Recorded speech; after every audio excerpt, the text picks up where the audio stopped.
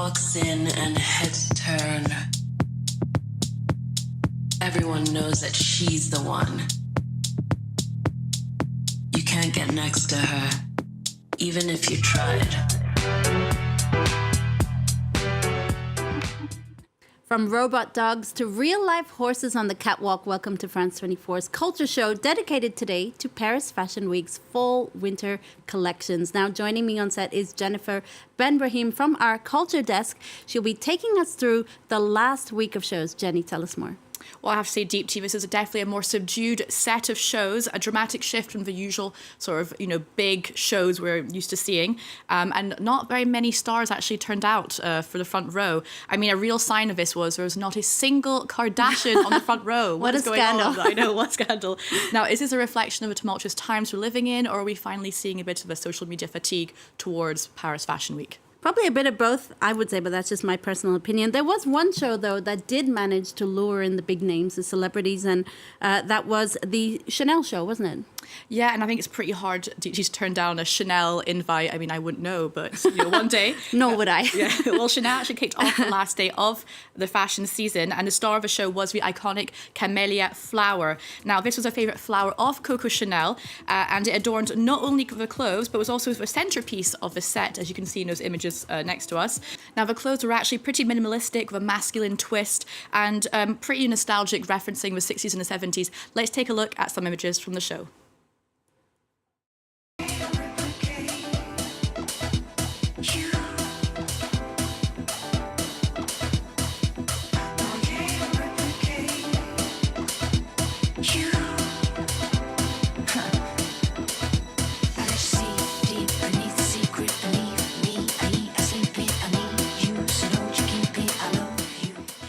Well, Jenny, nostalgia was very much a recurrent theme in other collections at Paris Fashion Week as well. That's right. Now, this includes the Saint Laurent show, which saw models strutting down a chandelier-lined runway, and it was kind of reminiscent of the Intercontinental Hotel back in the 70s, and that was a favourite location for Yves Saint Laurent for his haute couture collections. Now, understanding the past to understand the future. That was a message behind Olivier Roustin's latest collection for the fashion house Balmain. Now, it was a much more scaled back affair. I don't know if you remember, but last year he threw this rock concert with the icon Cher strutting down the runway. I remember that one, yeah. Now, he decided to focus this time on the founding principles of Pierre Balmain, that being quality and timelessness. Now, the model strutted down the runway to the song My Way by Frank Sinatra, and it was really meant to signify a new chapter, a new Olivier Roustin. However, hours later, he actually had to go onto social media and clarify this was not his way of saying he was leaving. All was good. He was staying at Balmain. All right. Well, Dior also sifted through their archives, seeking inspiration from the 1950s for their show. Yeah, and creative director of Dior, Maria Grazia Curie's latest collection was, as you were saying, inspired by the 50s, but she really put a modern, feminist twist to the collection. What I really loved was that she highlighted 3 women from that era in this collection, the first one being Dior's sister, Catherine Dior, as well as singer and actress Juliette Greco, and a singer who needs no introduction, Edith Piaf. Now, for Maria Grazia Curie, she feels that these were really the forerunners of feminism. So let's actually hear from the designer on her choice of decade, the 1950s. Take a listen. Completely different the idea that we have of 50, especially for me, because I understood that I look all the time American films. Europe went from the Second War, so these women has to rebuild their life. I think for the time that was incredible because they try really to realize themselves with their art. On that nostalgic note that you've been talking about, there's a new fashion exhibition in Paris that is also taking us back into time to a decade that's very personal to me. It's also very omnipresent right now. It's the 90s. Tell us more about this exhibition. That's right, Dheepthika. It's really an exhibition for the 90s babies like us. Now, 1997 Fashion Big Bang at the Palais Galliera seeks to answer a very important question. Was 1997 really the it year in fashion? Loïc Chalavant and I went to check it out. From Gianni Versace to his muse, Princess Diana, 1997 was a year marked by deaths in the world of fashion. Images projected in fashion photos in the last few years have made heroin addiction seem glamorous and sexy and cool. You do not need to glamorize addiction to sell clothes. The overdose of rising star photographer David Sorrenti at just 20 years old was the death knell for the controversial heroin chic era.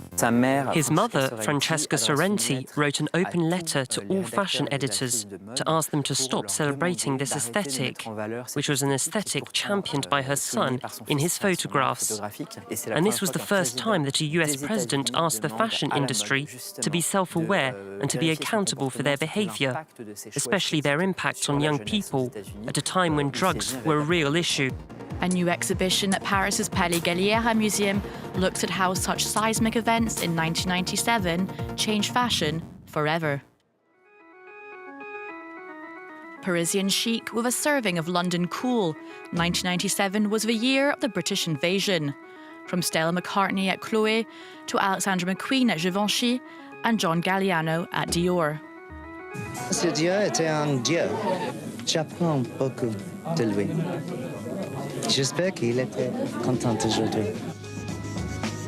It was also the rebirth of a dying industry, haute couture. From over 200 couturiers in 1946 to just 15 by late 1996, an electric shock was needed to bring in a new clientele.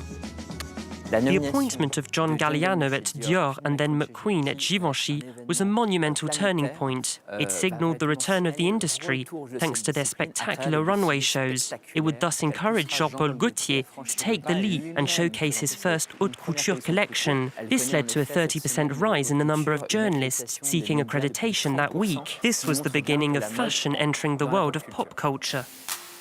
The crossroads of fashion and pop culture did not stop there. From Jean-Paul Gaultier's futuristic designs for blockbuster The Fifth Element, to an unlikely fashion muse for French designer Jean-Charles de Castelbajac, The Pope.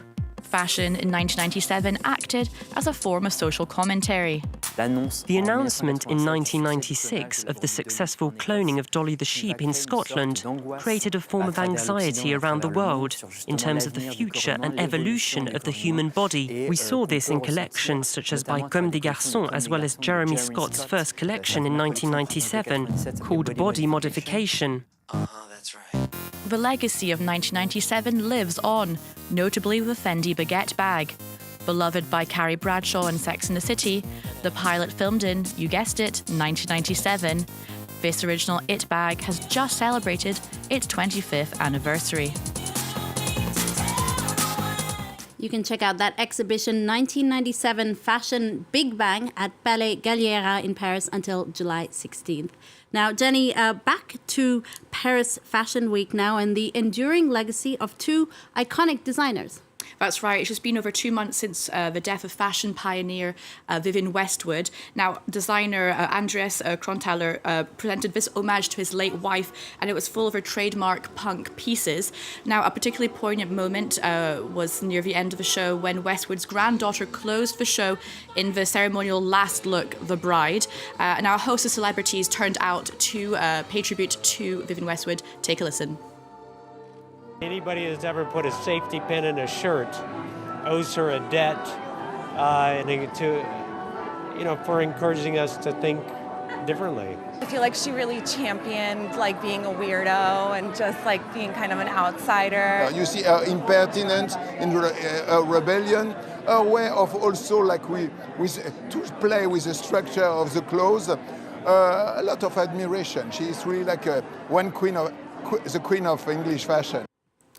Now, we also said goodbye to the eccentric Spanish designer Paco Rabanne, who died just a month ago at age 88. Now, designer Julien Dussena, who actually never met Paco Rabanne, when he was alive, decided to pay homage to Rabanne's friendship with artist Salvador Dali, and the result was, as you can imagine, pretty surrealist. But there was, of course, a few of Rabanne's trademark futuristic metal minis that went down the runway there. So mixing homage with the past, with the future, in a way, Jenny. It wasn't all about taking a trip down memory lane this season. It was indeed also about looking forward, wasn't it? Yeah, and a bit like a rocket blast into the future, you could say. Now, that was especially the case for the latest collection of avant-garde Japanese brand Ailash. and with a designer, Kunihiko Morinaga calls himself actually a scientist of fashion. Now, the models walked out 2 by 2 in quite classic ordinary style clothing that soon transformed thanks to the wonders of technology, specifically photochromic materials. And as you can imagine, this was an absolute viral sensation, sent the TikTokers crazy. That's incredible. Well, speaking of going viral, French fashion house Coperni was back with more tricks this year. I don't know if you remember, but last year they really broke the internet where they quite literally sprayed a dress onto the body of Bella Hadid. And I kind of thought to myself, how could they top this? Well, the answer, Dheepthi, is big yellow robot dogs. It was a very unlikely collaboration between the French fashion duo and the Boston Dynamics Spot the Dog. And it saw the models and the robots interact on the runway. Now, the collection was also inspired by Jean La Fontaine's The Wolf and the Lamb fable, but with, in my opinion, a bit more of a positive take, that mankind and machine can actually live together. Now, many questioned whether this was just another gimmick by the fashion house, but actually it's important to remember that Coperni have always had this fascination with futurism and blending fashion with technology. So, well, Coperni were not the only ones to feature animals in their show. Stella McCartney put on a show at one of France's oldest riding schools, the École Militaire in Paris. Well, no disrespect to Coperni, but Stella McCartney managed to wrangle some real-life animals, the real horses, on the runway. Now, 7 beautiful white horses were left relatively to their own devices, except for later on when a horse whisperer came and kind of choreographed them. Now, Stella McCartney is famously a vegan and believes strongly in the relationship between humans and animals, just like her late mother, Linda, who in fact also bred horses. Now, Stella is a keen horse rider, so it does show that you can actually mix business and pleasure at times. Absolutely, Jenny. And she really is, the OG of the vegan fashion movement, never having just paid lip service to vegan fashion. I mean, that's right. And the proof of this year's collection even featured boots and bags made of apples, grapes, and even mushrooms. Well, that sounds really yummy, actually, I must say. Well, thank you so much for that, Jenny. Let's leave you with images now from the Stella McCartney show that Jenny was talking about. Remember, you can catch more arts and culture on our website, france24.com, and also on our social media. Do stay with us. There's more news coming up after this on France 24. Feed the horse, yum yum. Feed the horse, yum yum. Feed the horse, yum yum. Feed the horse, feed the horse, feed the horse, yum yum. Feed the horse, yum yum. Feed the horse, yum yum. Feed the horse, feed the horse, feed free with me. We're out of the box now. Feed the horse, yum yum. There's no horses in the boxes right now. Feed the horse, yum yum.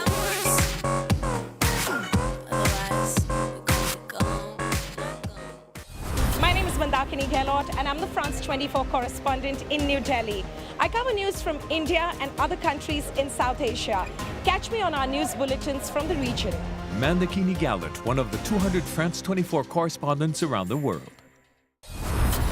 War has once more reared its head in Europe, recalling the darkest hours of our history. Kiev is still about 30 kilometers away. France 24 is providing constant coverage of events in Ukraine. Our teams on the ground and in the studio will keep you informed of all the latest developments. They're collecting 400 meters of... Stay informed, stay aware. Liberté, égalité, actualité.